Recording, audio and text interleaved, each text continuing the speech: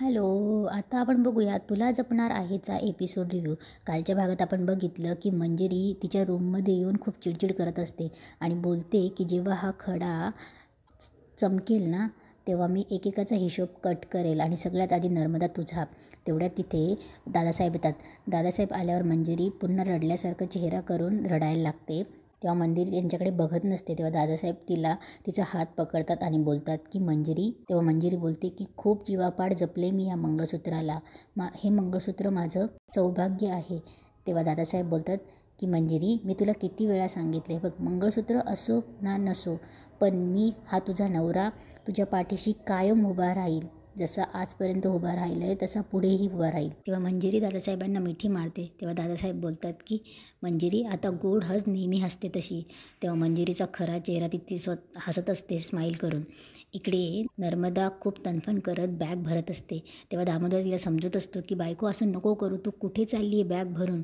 तेव्हा अजितही बोलत असतो की मान्य मला तुझा अपमान झाला आई, पण तू अशी एकटी कुठे जाणार आहेस घर सोडून. तेव्हा नर्मदा बोलते एकटी नाही, आपल्याला तिघांना घर सोडून जायचं आहे. तेव्हा दामोदर बोलतो की अगं आपण तिघं कुठे घर सोडून जाणार आहे आणि आपण राहणार कुठे, खाणार काय.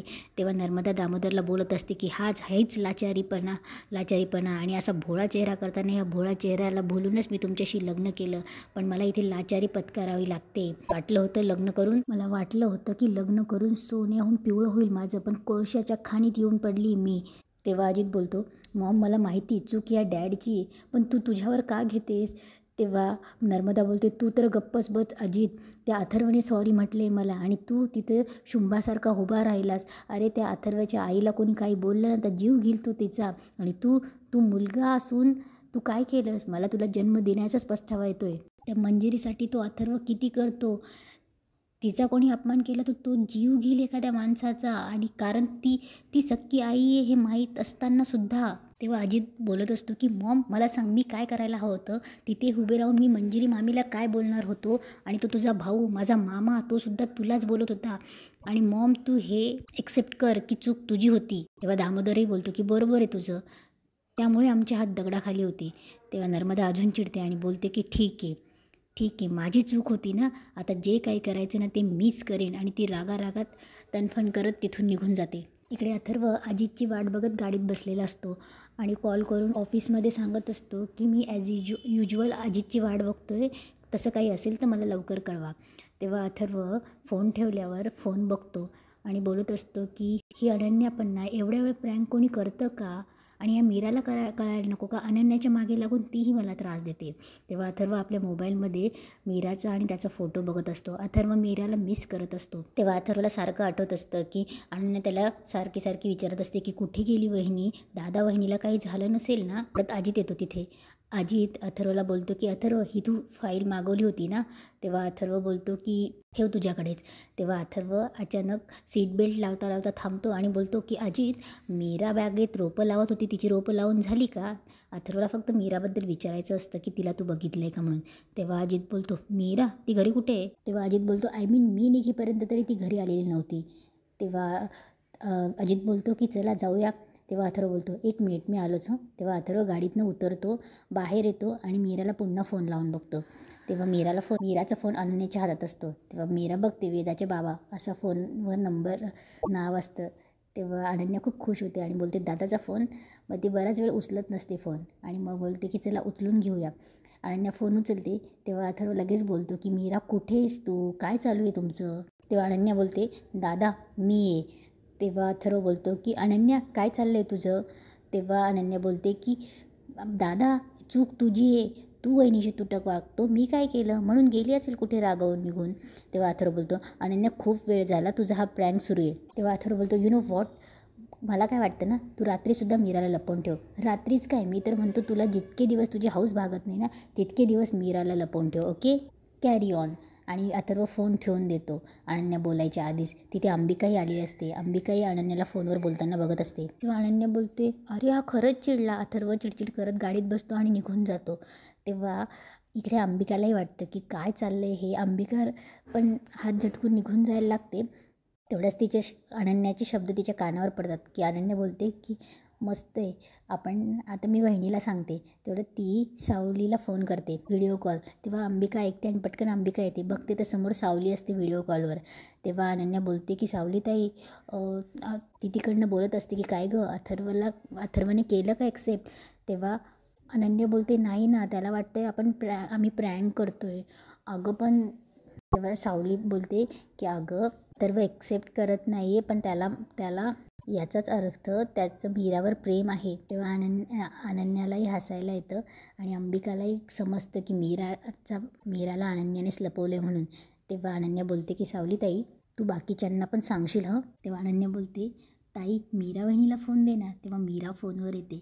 तेव्हा अंबिका बघते, अंबिका मीराला हाय करते. तेव्हा अंबिका बोलते की अच्छा, तर हा सगळा प्लॅन अनन्याचा आहे काय, आणि ह्या सगळेही सामील आहे याच्यामध्ये. आत्ता मजा येईल, आता बघू अथर्व काय करतात ते. आणि ही वेळी मीरा मला न सांगता गेली निघून तिकडे. इकडे नर्मदा किचनमध्ये जेवण बनवत चिडचिड करत असते आणि बोलत असते की या घरात स्वयंपाकी करून ठेवलं आहे मला, पण मी या घरची लेक आहे लेक. तेवढं तिथे मंजिरी येते. मंजिरी एकदम चांगलं नर्मदाशी बोलत असते की काय करतेस नर्मदा. तेव्हा नर्मदा काहीच बोलत नाही. तेव्हा मंजिरी पुन्हा विचारते. तेव्हा नर्मदा बोलते काय, इथे मीच कोणासाठी स्वयंपाक करणार नाही. तेव्हा मंजिरी बोलते की काही बनवतेस का. तेव्हा नर्मदा बोलते हो ना, खिचडी, वरण भात, गोडाचं, बासुंदी, पुरी भाजी सगळंच बनवते ना. मंजिरी बोलते अगं मी चांगलंच विचारलं. तेव्हा नर्मदा बोलते मी काही एक करणार नाही, ज्याला जे बनवायचे ते बनवून घ्यायचे. मी या घरची सून नाही आहे, लेक आहे लेक. मी फक्त खिचडी बनवते आणि ती फक्त माझ्यासाठी. तेव्हा मंजिरी बोलते बरोबर आहे तुझं. तेव्हा मंजिरी किचनमध्ये काम करता करता म्हणत असते की नर्मदा, लेक तिलाच म्हणतात जी माहेरपणासाठी 4-5 दिवसासाठी येते. तू तर तुझा अख्खा संसार घेऊन गेली कित्येक वर्ष इथेच आहेस. तेव्हा नर्मदा बोलते वहिनी, मी या घराची लेक आहे लेक, आणि ह्या घरावर तुमचा अधिकारापेक्षा माझा जास्त अधिकार आहे. तुमच्यासारखं रस्त्यावरून उचलून आणलेलं नाही आहे मला. तेव्हा मंजिरी चिडते आणि बोलते तेव्हा नर्मदा बोलते आवाज खाली, आणि तुमच्यापेक्षा या घरावर माझा जास्त अधिकार आहे, आणि हे मी दादाला जाऊन पण सांगते. नर्मदा जायला लागते. तेव्हा मंजिरी बोलते काय सांगशील. तेव्हा मंजिरी बोलते काय सांगणार आहेस तू. मी तुला फक्त विचारायला आली की काय जेवण बनवतेस. मी तुला चांगलंच विचारलं, तू उद्धटसारखी उत्तरं दिलीस मला. तेव्हा नर्मदा मागे फिरते आणि बोलते वहिनी किती खोटं बोलताय तो. अहो त्या मायापेक्षा वरचढ निघाल्या तुम्ही. पण काही असो, हे घर माझं आहे आणि मी हे दादाला जाऊन सांगणार. तेव्हा मंजिरी बोलते जा सांग. नर्मदा जायला लागते. तेव्हा मंजिरी मागून बोलत असते पण एक गोष्ट लक्षात ठेव नर्मदा, की दादासाहेब भाऊ म्हणून तुझं ऐकताय की नवरा म्हणून माझं. पण यावेळी जर तुझा अपमान झाला तर रडायला जागा राहणार नाही. नर्मदा पुन्हा येऊन किचनमध्ये स्वयंपाकायला लागते. तेव्हा मंजिरी एकदम तोऱ्यात बोलते आज बासुंदी करायला विसरू नकोस हं. तेव्हा नर्मदाला खूप राग येत असतो. इकडे अथर्व पुन्हा घरी येतो. तेव्हा अथर्व पुन्हा मीराला इकडे तिकडे शोधायला लागतो. तेव्हा मंजिरी किचनमध्ये असते आणि बोलते काय रे, आलास का. तेव्हा अथर्व बोलतो हो आई. अथर्व पुन्हा सोफ्यावर बसतो. मंजिरी त्याच्यासाठी पाणी आणून देते. तेवढं तिथे अनन्या येते. अथर्व तिच्याकडे बघतो. तेव्हा अनन्या विचारते की काय रे, लवकर आलास. तेव्हा अथर्व सांगत असतो की हो. मंजिरी तेच विचारते. तेव्हा अथर्व सांगत असतो की हो, साईटवर गेलो होतो, बाबा आणि अजित आहेत तिकडे, माझं काम लवकर झालं म्हणून मी आलो घरी लवकर. तेवढं तिथे अंबिका येते. तेव्हा अनन्या विचारत असते की तुझं काम लवकर झालं म्हणून आलास की कोणाला भेटायची घाई झाली म्हणून आलास. तेव्हा अथर्व बोलतो अनन्या इनफ, जर तू मीराला कुठे डांबून ठेवलं असेल ना तर तिला लवकर बाहेर काढ, कारण की हा प्रँक तुमच्या अंगाशीच येईल. तेव्हा अनन्या बोलते ओ, पण मीरा वहिनी घरात नाही, ती तिच्या मैत्रिणीसोबत राहायला गेली आहे. तेव्हा मंजिरी बोलते की अनन्या काय ते खरं खरं सांगून टाक. तेव्हा अथर्व बोलतो की आई ती साधं मैत्रिणीबरोबर पाणीपुरी खायला गेलेली नाही आहे, मैत्रिणीकडे राहायला का जाईल. तेव्हा अथर्व बोलतो आणि तिची कोणती मैत्रीण आली इकडे. तेव्हा अनन्या बोलते ती आमचं सिक्रेट आहे. तेव्हा अथर्व बोलतो तिची कोणतीही मैत्रीण आली नाही आहे इथे, हे सगळ्यांना माहिती आहे. तेव्हा अंबिकालाही हसायला येत असतं. तेवढ्यात वेदाची ट्रीपवरून वेदा येते. वेदाची एंट्री दाखवली आहे. तेवढ्यात वेदा बोलते बाबा आणि जाऊन अथर्वच्या गळ्यात पडते. तेव्हा अथर्वला बोलत असते की बाबा मी तुला खूप मिस केलं. तेव्हा अथर्व बोलतो की मीही तुला खूप मिस केलं. सगळे खूप आनंदी होतात. तेव्हा ती अनन्यालाही मिठी मारते, आजीलाही मिठी मारते आणि ती बोलते की बाबा आई कुठे गेली. तेव्हा वेदा आई आई शोधत असते. तेव्हा अथर्व इकडे अनन्याला बोलत असतो की आत्ता. तेव्हा वेदा येते आणि बोलते की बाबा मला सांग ना आई कुठे गेली आहे. तेव्हा अथर्व बोलतो की हो हो बेटा, आत्या सांगेल ना, आत्याने आईला कुठेतरी पाठवलं आहे. तेव्हा वेदा बोलते की काय आत्या कुठे पाठवलंस तू आईला, मला आई आत्ताच्या आत्ता हवी आहे, तू आत्ताच्या आत्ता आईला आणून दे मला इथे. तेव्हा अनन्या बोलते हो वेदा, पण ती आता बाहेर गेली ना, आत्ताच्या आत्ता कशी येईल, येईल ती. तेव्हा वेदा हट्ट करत असते आई पाहिजे आई पाहिजे.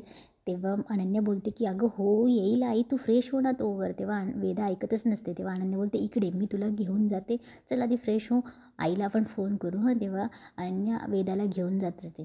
तेव्हा इकडे अंबिका हसत असते आणि बोलत असते की अथर्वचं ठीक आहे, पण वेदा नाही राहणार मीराशिवाय. अनन्याचा प्लॅन फसतोय बहुतेक हे मंजिरी ऐकत असते आणि इथेच आजचा एपिसोड संपतो.